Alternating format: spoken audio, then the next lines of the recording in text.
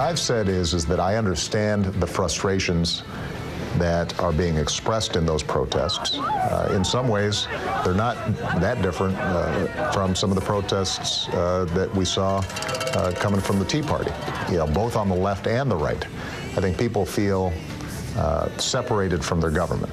They feel that their institutions aren't looking out for them.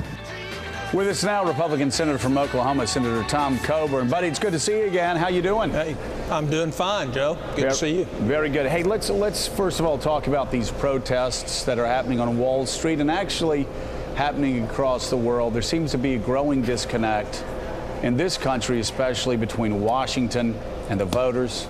You're the person who a year or two ago famously said, when we told you that the approval rating for Congress was 12%, I want to know who those 12% are. And we all laughed, but there's a certain gallows humor to it. It seems like things have gotten even worse. What's going on, Tom? Well, I think there's a real deficit of leadership. Treating the American people like adults rather than children. Being honest with them about the situations we find ourselves in and the possible options and solutions for those difficulties. By not speaking to that directly, what we've done is we've said, oh, you're not big enough to take it, even though whatever our errors have been in the past, we don't think we can truthfully speak to you about the significance of the problems we have. And I think most Americans, whether on the right or left, they would like to be treated as grown-ups to hear what the real truth is. And we have very few people speaking what the real truth is to the American people today about the difficulties that we face. What are some of the real truths that the leaders in Washington are afraid to tell the American people? Well, they're afraid to tell it because they're afraid it might affect their next election chances. Number one, there's no way Medicare is going to be the same it is today 5 years from now because we can't borrow the money to do it. So quit lying to seniors and saying we're not going to change Medicare. You're going to have to change Medicare. We can make it just as good or better, but it's going to have to be changed. It's going to have to be reorganized.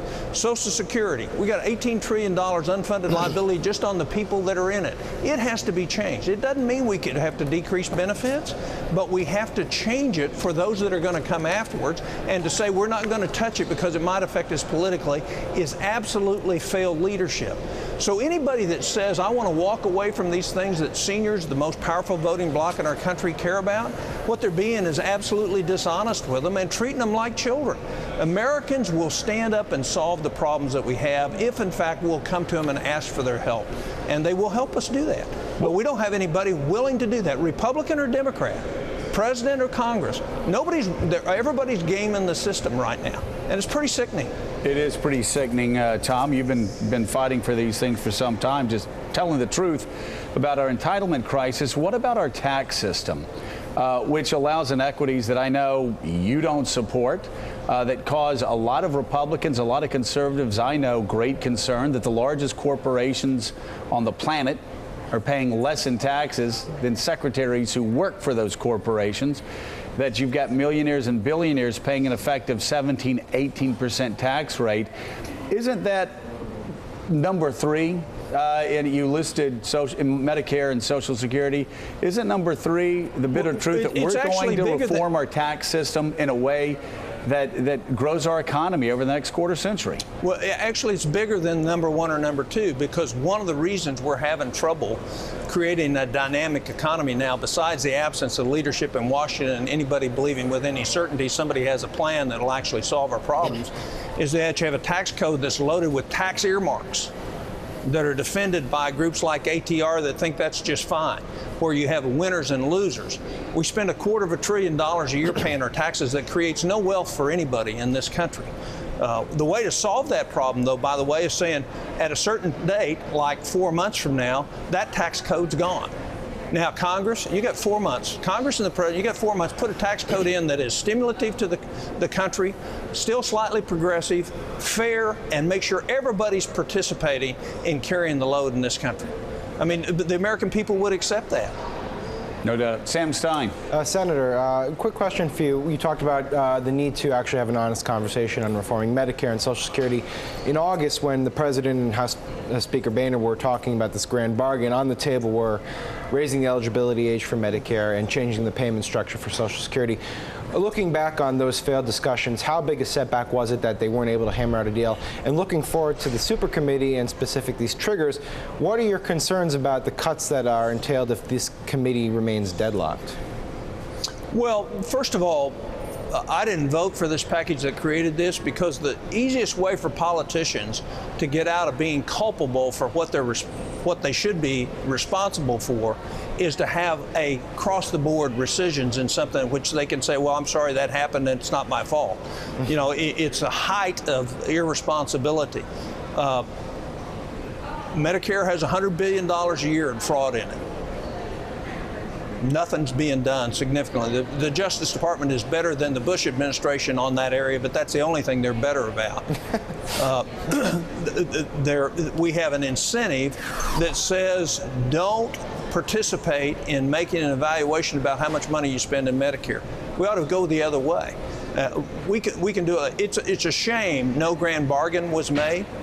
But the fact is we still have big problems. The world's waiting for us to see, are we going to be Greece in 2 years, or are we going to actually act like grown-ups? And our problem is our political class in this country refuses to take the responsibility and actually maybe lose an election to do the right thing for the country. And we don't have that leadership. And in either party, it's how do we protect our own? And what we ought to be is how do we protect our future? And how do we do what's best and right at this time for our country, regardless of what the political ramifications are? Because it's really not going to matter. Because in about 2.5 years, if we don't have real leadership in this country to address our very real problems on the fiscal issue, it's going to be out of our control, and it's going to be in the control of those people who are loaning us money. Yeah, Michael Stills in Washington. Michael, do you have a question for Senator Coburn? I do. First off, I just want to thank the senator for his continued push in trying to move everybody to the right spot in this. This question, though, focuses on the difference, in your opinion, between what we see happening with the protests on Wall Street versus what we saw over the past year, the protests on Main Street by Tea Partyers. How is that resonating on the Hill right now, particularly with the House and Senate Republican leadership? Gosh, you know, Michael, I'm not sure I can give you an answer to that. I see a big difference in the two groups. One is kind of an organized collection of a group of people that are highly frustrated with things that are in the country. The other has been a groundswell that's been building for a long time, and I'm talking about the Tea Party. I talked about them 4 years ago on the Senate floor. That people have recognized we have a government that's way beyond the bounds anybody ever expected to be, who actually was in on the founding in the first 100 years of this country, and now we can't afford it. And that you saw that frustration with a broad cross-section of American people. I know a lot of people think the Tea Partiers are nuts. I actually find them very enjoyable because they actually know what the Constitution says and would like to see the government back within it. And it's a very diverse group of people. So I don't know what the leadership thinks on it. The fact is everybody in America is anxious because there's no leadership. Everybody's looking for some certainty and some clarification about the future, but there's no leadership on either party. Nobody will put out a vision that says we can come together in this country and we can solve our problems, and we ought to be about doing it. All right, Senator Tom Coburn, thank you so much for being with us. Bet. It's always great to see you. Good to see you, Jeff. Coming up next, one Republican congressman says Grover Norquist's pledge is, quote, paralyzing Congress. He's going to be here next to respond. And also, there's a front page story on the news.